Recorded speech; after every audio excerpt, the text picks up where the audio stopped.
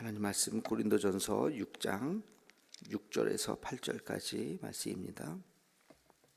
고린도전서 6장 6절에서 8절까지 우리 함께 같이 읽겠습니다. 형제가 형제와 더불어 고발할 뿐더러 믿지 아니하는 자들 앞에서 하느냐. 너희가 피차 고발함으로 너희 가운데 이미 뚜렷한 허물이 있나니 차라리 불의를 당하는 것이 낫지 아니하며 차라리 속는 것이 낫지 아니하냐. 너희는 불의를 행하고 속이는구나. 그는 너희 형제로다. 아멘. 계속해서 고린도전서의 소송에 대한 문제를 이야기하고 있습니다. 지난 시간에도 이야기했지만 왜 형제끼리 고발하고 그냥 교회에다가 고발하는 것이 아니라 세상에 고발을 해서 그런 문제를 더 확대시키고 해결하지도 못하도록 그렇게 만드느냐, 이 소송의 문제. 그전에는 음행의 문제에 대해서 책망을 했다면 이제 소송에 대한 이야기를 계속하고 있습니다. 인간이 살아가면서 문제가 없을 수는 없다 그랬어요. 심지어는 가정에서도 마찬가지잖아요. 사랑해서 결혼한 부부끼리 결혼식을 할 때는 서로 얼굴을 바라보면서 좋아서 좋아 죽죠, 그죠? 드디어 우리가 결혼하는구나. 평생 우리는 한 번도 싸우지도 않고 행복하게 살아갈 것처럼 생각하지만 살다 보면 그렇지 않잖아요. 다툴 때도 있고 싸울 때도 있고 토라질 때도 있고 심지어는 어떤 사람들은 또 갈라서기도 하고 문제가 없을 수는 없습니다. 부모 자식도 마찬가지잖아요, 그렇죠? 그렇게 사랑스러운 내 자식, 눈에 넣어도 아프지 않을 그 자식이 속썩이고 말도 안 듣고 그러면 참 힘들죠. 교회도 그렇다는 거예요. 교회도 그냥 처음 새신자로 왔을 때 새신자를 영접하는 분이나 또 새가족이나 서로 너무 사랑스럽고 여기가 천국인가 보다 그러고 다들 친절하게 대해주시고 서로 자리를 양보하고 교회만큼 좋은 데가 어디 있겠어요. 근데 신앙생활 또 하다 보면 여기가 천국이 아니라 여기가 지옥인가 싶을 정도로 교회 안에서도 또 문제가 있을 수도 있죠. 그게 또 우리 인간이 완벽하지 않기 때문에 갈등이 있고 다툼도 있고 오해도 있고 그럴 수 있습니다. 자, 그랬을 때 이 문제를 이제 풀어야 되잖아요. 그렇죠? 이 문제를 풀 때 지난번에 한번 말씀드렸듯이 대화를 잘 해야 된다. 서로 이해하고 그래야 된다. 그렇게 말씀을 드렸어요. 근데 대화를 아무리 한들 이해를 한들 그래 당신의 입장은 그거군요. 근데 내 입장은 이거예요. 라고 대화하고 이해를 한들 정말 결정적으로 필요한 게 뭘까요? 결정적으로 필요한 게 용납이죠. 용납. 용서와 화해, 사과.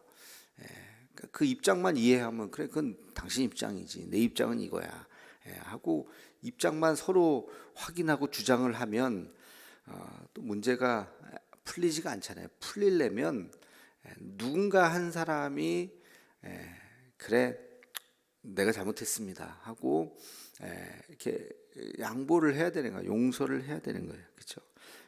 이번에 서울시장 선거를 이렇게 우리하고는 관계는 없지만 또 관계가 또 아주 없는 것도 아니고 지켜보면서 그 협상단이 결렬이 됐어요. 서로 이렇게 하자 저렇게 하자. 적합도냐 경쟁력이냐 그 차이가 뭐가 있는지. 근데 실제로 또 그렇게 물으면 또 여론조사가 다르게 나오니까 그거 가지고 소위 삿바 싸움을 하다가 결렬이 돼가지고 정말 이대로 끝나는가 했는데 또 내가 양보하겠어. 서로 또 내가 양보하겠어. 그것도 또 웃기더라고요. 하여튼 서로 양보하고 그렇게 어쨌든 서로 양보하니까 이제 오늘 결과가 난다고 하는데 누군가가 하나 서로 극렬하게 대치만 하면 아무리 대화를 하고 몇 번을 만나도 서로 화해가 안 되는 거죠. 근데 그걸 내가 받아들이겠다. 거기서 이제 조금 더 나가면 내가 사과하겠다. 내가 피해자이지만 내가 용서하겠다. 그죠? 서울시장 그 피해자가 나와서 인터뷰했잖아요. 용서하고 싶다고. 자기는 용서하고 싶다고. 용서하고 싶다는 얘기는 뭐야? 저쪽에서 사과를 해라. 내가 용서를 할 준비는 다 돼 있다. 더 성숙한 거는 사과를 하지 않더라도 그냥 용서하는 것. 아무튼 그 사과와 용서가 있어야 화해를 하는 거죠. 서로 잘못했다고 해야. 근데 이 사과와 용서를 하기 위해서는 또 중재자가 필요한 것입니다. 중재자, 누군가가 중재자. 그래서 그 권위 있는 중재자가 나서서 하는 거죠. 세상 법에서는 그게 이제 법정이죠. 법정. 들어보고 법정으로 가리는 거죠. 당신이 잘못했다. 그래서 당신이 사과하라. 말로 사과해서는 안 되고 돈으로 사과하라. 아니면 감옥에 가라. 뭐 그게 일종의 중재자라고 볼 수도 있습니다. 근데 이제 여기서 지금 바울이 이야기하는 건 뭐예요? 교회 안에서 일어난 문제에 대해서 교회 안에서 해결하라는 거잖아요. 그죠? 교회 안에서 일어난 문제를 교회가 해결하지 못하면 안 된다. 그걸 지난번에 자정 능력이라고 말씀을 했습니다. 교회도 교회 안에도 법이 있어요. 교회법이 있고 교회도 재판이 있습니다. 그래서 교회 재판도 삼심 제도에 삼심 세 번. 첫 번째는 당회예요. 당회가 7위회거든요. 그래서 당회 안에서 당회원들이 어떤 문제 누군가가 고소하고 고발을 하고 그랬을 때 돈 먹고 떼어갔다. 돈을 받아 달라고 하는 거는 이제 사회법정에서 해야 되지만 내가 저 사람하고 같은 교회 다니기 쉽지 않다. 저 사람을 치리해 달라. 뭐 예를 들어서 뭐 그랬을 때 그거에 대해서 이제 당회가 재판국을 설치를 하고 기소를 하고 그래서 양쪽의 이야기를 듣고 돈 가져간 거 사실이냐? 넌 왜 안 갚았냐? 이제 뭐 이런 것들을 얘기를 해서 판결을 합니다. 그래서 최악의 경우는 출교를 내릴 수 있어요. 이제 당신은 더 이상 우리 교회 교인이 아닙니다. 오시면 안 됩니다. 그렇게 할 수도 있고 아니면 또 사과하고 빨리 갚으시고 그렇게 하라고 이제 뭐 하여튼간에 그렇게 그냥 사과하는 정도 뭐 그렇게 하고 근신 뭐 특별하게 봉사 1년 동안 봉사하던 거 내려놓고 하나님 앞에 자숙하는 시간을 가지시고 뭐 그렇게 판결을 할 수도 있죠.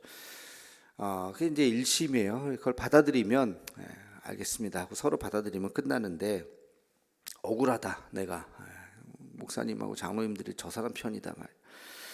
그러면은 어떻게 해야 되느냐 이제 2심으로 가는 거죠. 이제 그게 노회 재판입니다. 그래서 노회에도 재판국, 노회에도 기소위원회가 다 있어요. 제가 노회 기소위원입니다. 갑자기 뭐 그런 거 하라 그래갖고 뭔지도 모르고 그냥 열심히 지금 또 헌법도 보면서 다행히 이번 재판이 없어서 우리 노회에 이제 반년은 잘 지나갔는데 그래서 노회에서도 기소를 해서 재판을 해요. 그래서 2심을 해서 노회 재판국에서 또 이렇게 판결을 합니다. 개교회의 문제들 올라오는 문제. 뭐 거기까지도 양보를 해서 그것도 교회 안에서의 재판이니까 넓은 의미에서 교회잖아요. 개교회는 벗어났지만 그래도 노회라고 하는 교회 안에서의 재판이니까 뭐 그럴 수 있다고 생각을 해요. 근데 거기서도 노예에서 재판했는데도 억울하다.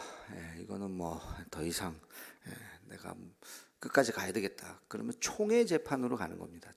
총회도 똑같이 기소위원회, 총회도 똑같이 재판국이 있어요. 총회 재판국에서 판결을 내리면 끝이에요. 거기서 억울하든 말든 그냥 거기서는 다 받아들여야 되는데 뭐 재판이라는 게 항상 다 억울하죠. 교통사고로 사람을 치어서 죽였다. 그래서 예를 들면 법정에 가서 판결을 음주운전으로 했다. 그러면 제가 정확하게 모르겠는데 실형을 살죠. 그래서 5년 뭐 예를 들어서 딱 그러면 5년 받은 사람 입장에서는 야 5년이 좀 기네. 한 3년만 하지. 내가 다 그때 사정이 있었는데 그렇게 생각할 수도 있지만 피해자 가족의 입장에서는 음주운전으로 사람을 죽였는데 5년이 말이 되냐고. 한 20년은 때려야지. 그러니까 재판이라는 것도 양쪽이 생각할 때 다 억울한 거예요. 양쪽이 다. 그래서 아무튼 그걸 받아들이면 좋은데 총회 재판도 안 받아들인다. 그러면 어떻게 돼요? 이제 세상 법정으로 가는 거죠. 거기까지 가면 안 된다는 거예요. 거기까지 가면.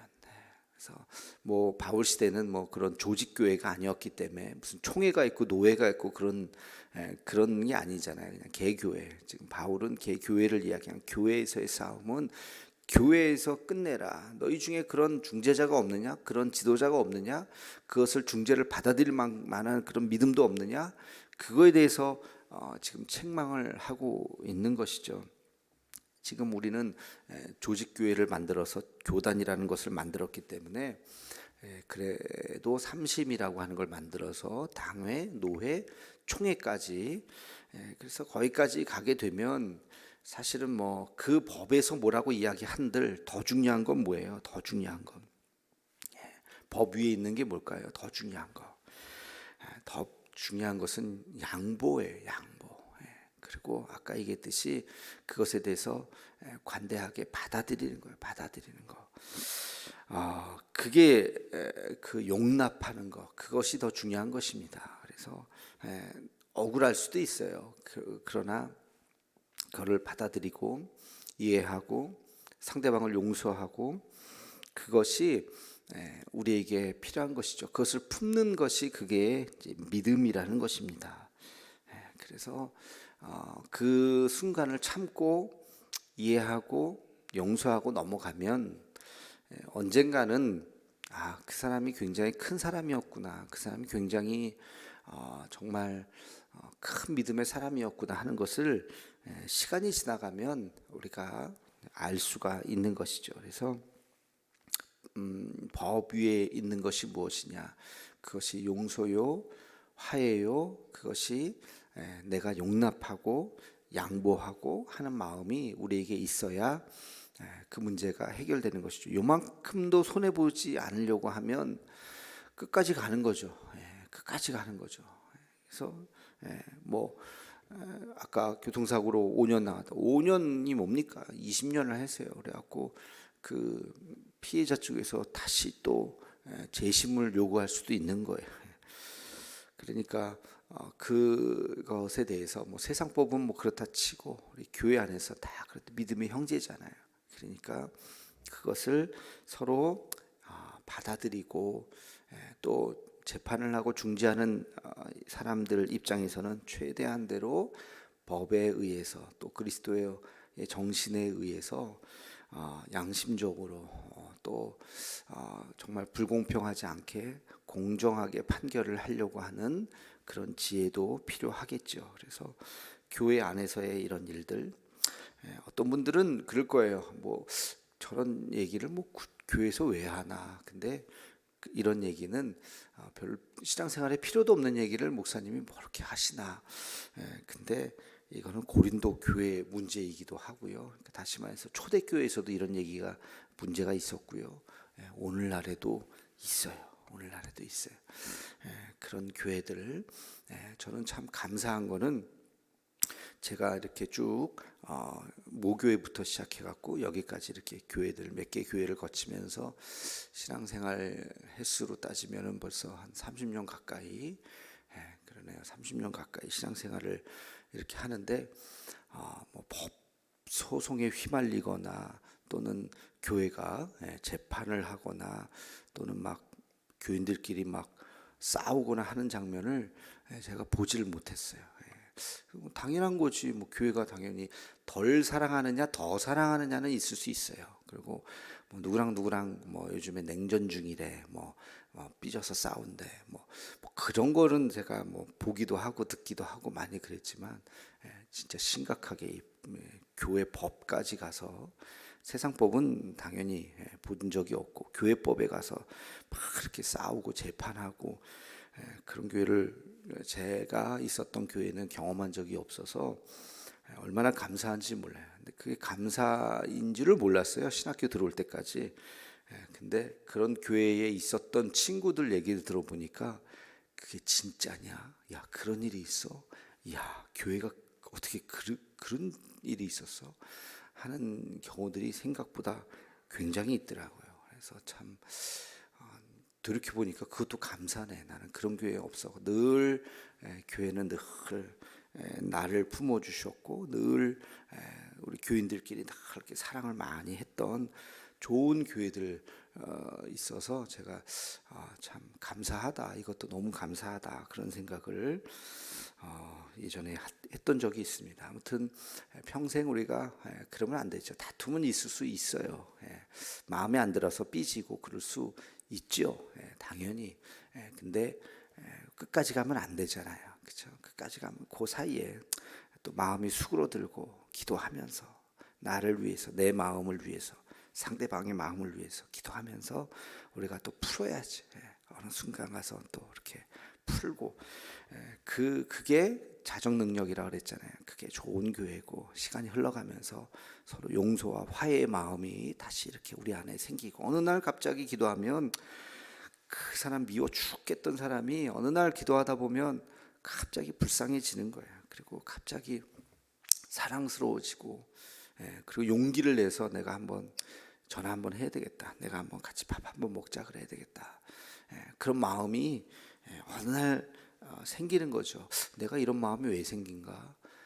나도 모르게 그런 마음이 생기고 그냥 그분 보면 그냥 반가워지고 그냥 손 한번 더 잡아주고 싶고 그런 마음이 우리 안에 있어야 돼요. 그러니까 다툼은 있을 수 있다 그랬어요. 갈등은 있을 수 있다 그랬어요. 그러나 시간이 지나면 나도 모르게 그를 품고 싶은 마음이 우리 안에 있어. 그게 성령의 역사죠. 그게 성령의 하나됨이고 우리 교회가 영적으로 충만하다면 누구의 잘잘못을 떠나서 다 누구든지 다 그런 마음, 그 사랑의 용광로에 다 녹아져서 어느 날 무슨 갈등이 언제 있었냐는 듯이 싹 눈 녹듯이 사라지는 그런 교회가 좋은 교회고 그런 교회가 우리 교회가 되고 우리 한국 교회가 되기를 주님의 이름으로 축원합니다. 기도하겠습니다. 사랑의 하나님, 고린도 교회에 있었던 재판의 문제 그리고 이 갈등과 다툼이 교회의 문턱을 넘어서 세상 법정까지 가는 그 모습을 보면서 바울이 정말 안타깝게 눈물을 흘리며 책망도 하고 호소도 하는 장면을 우리가 읽습니다. 하나님 아버지, 오늘날의 교회의 모습들은 이거보다 더 심합니다. 재판은 날로 많아지고 교회의 분쟁은 해결하지 못해서 세상법으로 가는 경우들이 얼마나 많은지요. 하나님 아버지, 교회 안에 사랑이 사라지고 있다는 증거입니다. 하나님, 우리가 눈물로 기도하며 교회 안에 사랑과 희생과 용서와 화해와 양보가 점점 더 많아질 수 있게 하여 주옵시고 우리가 한평생 신앙생활 하면서 이런 법적인 문제를 해결하지 않도록 이런 사회법으로 가는 그런 교회를 만나지 않도록 하나님 인도하여 주시옵소서. 우리 교회가 그렇게 사랑이 가득한 교회가 되게 하여 주옵시고 우리 한국 교회가 그렇게 사랑이 가득한 교회가 될 수 있도록 인도하여 주시옵소서. 예수님의 이름으로 기도하옵나이다. 아멘.